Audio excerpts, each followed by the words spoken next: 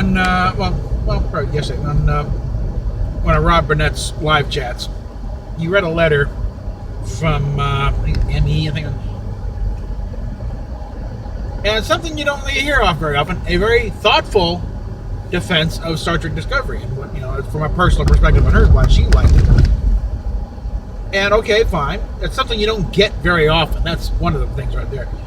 And I'll get to it in a minute, because you kind of got to think, why do us old guard react the way we do when it comes to Star Trek Discovery?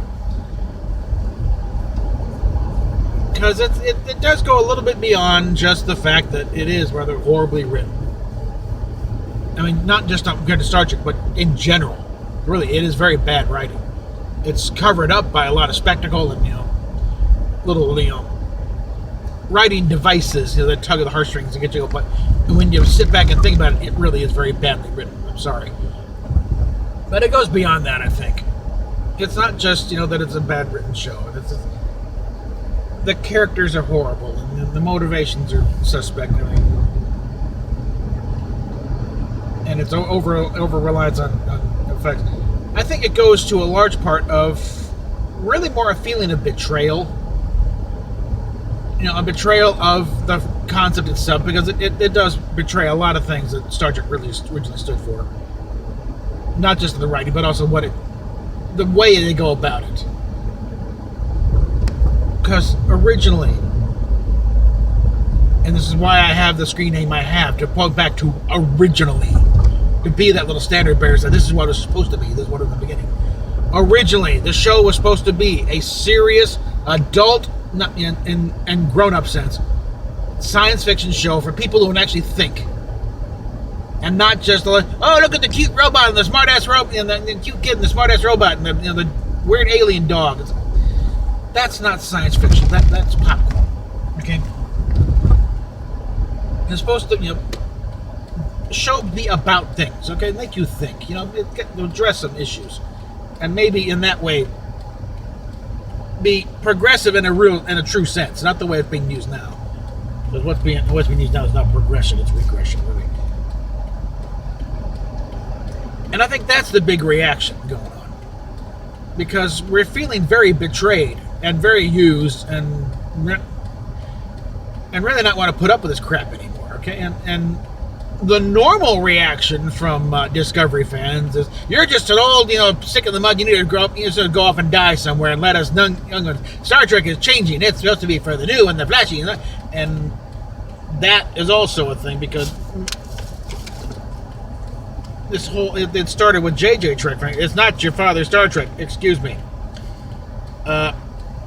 I was watching Star Trek with my dad in the 60s. I was a toddler, so I have no memory of it directly. But I also know that no one had told me what Star Trek was. There was no first moment of discovery.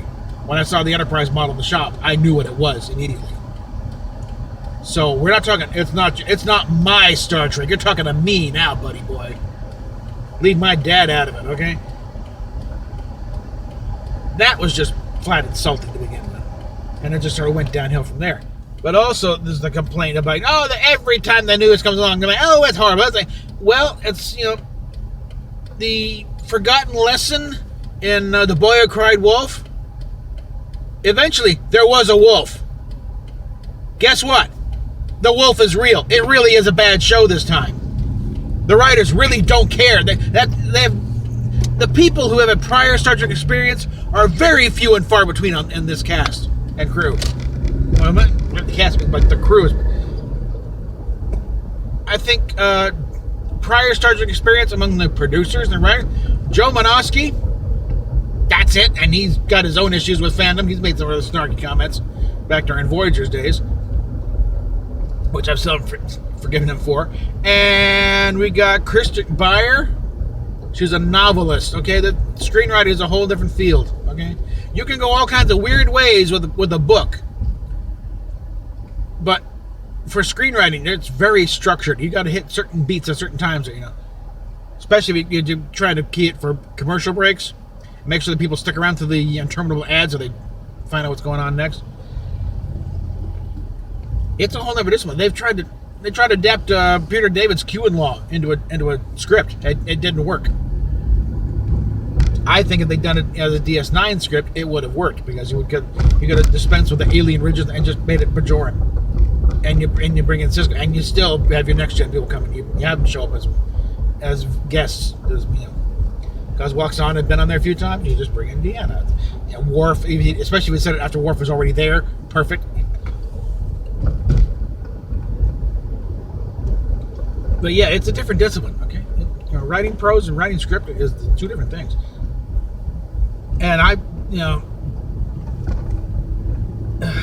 Rob Burnett apparently knows Kristen Bart, and he's convinced that she must go home crying in her sleep every night because of what they do.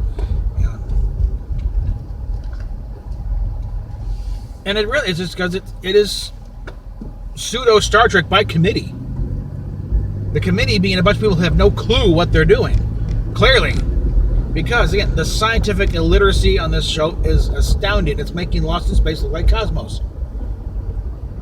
And that is another thing that has just kind of stabs at the heart of what Star Trek has always stood for. I mean, yeah, they played fast and loose with the scientific rules, but they always wanted to maintain, find out what the actual story was scientifically before you try and tweak it. Because, like Gene Kuhn said, he's not after possible, he's after plausible. So, he wanted to know how to make this believable and make it plausible. And Isaac Asimov said, even when Star Trek broke the laws of science, they did it intelligently and plausibly, and then able to accept it. And he also said there are certain shows, no names please, that don't respect science and don't care, and you can tell, and as a viewer, you can tell, and it can't be a self-respecting viewer and stand for that type of thing. So that is where we stand here. And I'm turning too soon. No, I'm not. I'm turning fine. There's a lot of traffic as normally isn't here. Why did they pull over a bus? Okay, I can get around this. That's where they pretty much blocked the entire damn lane. Thank you very much, guys. All right.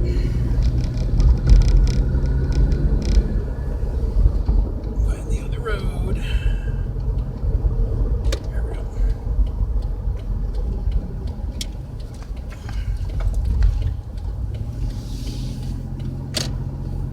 So, I'm kind of like how the secret to the success of Star Trek is not really in the stories or the writing that's in the audience.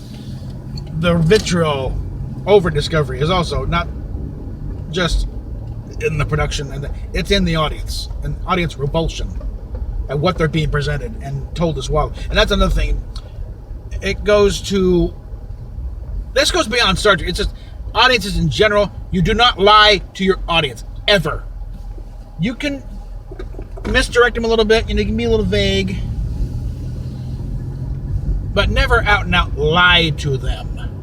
And that is what is going on here, and what started with Into Darkness, when they just flat out lied about whether or not they were doing con. Why did I do this?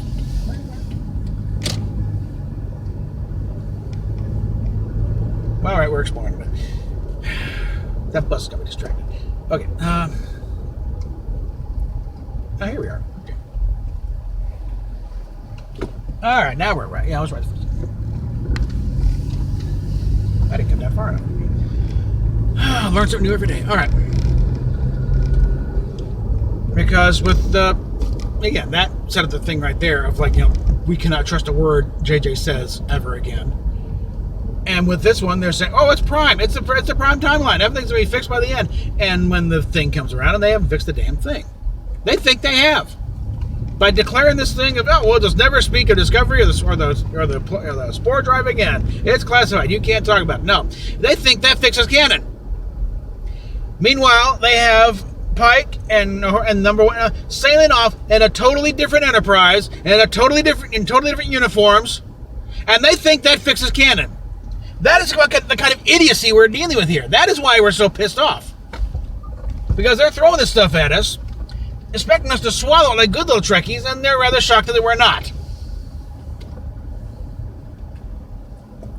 And that's why we continue to fight over this. Because these pinheads still have not gotten to the thick minds what the hell they're dealing with, and the hornet's nest they're beating on when they try and push this stuff at us. So, like, you know, I've been saying, if you like Discovery, fine, more power to you, enjoy it, but don't try and tell us that this is good Star Trek, okay? This is proper Star Trek. It ain't. Not by a long shot.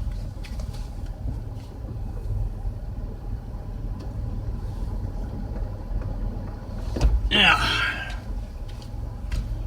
And if you can derive some deeper meaning from these scripts, great.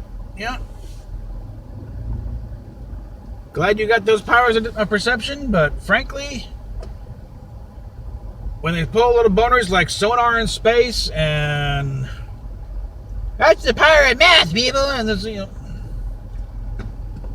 some of the inane crap that they got in this crap. No. Sorry. They need to step up their game a bunch. And they need more parking out here. Because I'm walking way too far now for this operation here. Alright. So, that's my stance on that thing here. So PayPal, Patreon down below, and other links, and hopefully be getting more into live chats there because oh, Anomaly 6, I think, you know, like, thank you for that big super chat, because you're pretty much guaranteed you'll get a check next month too. So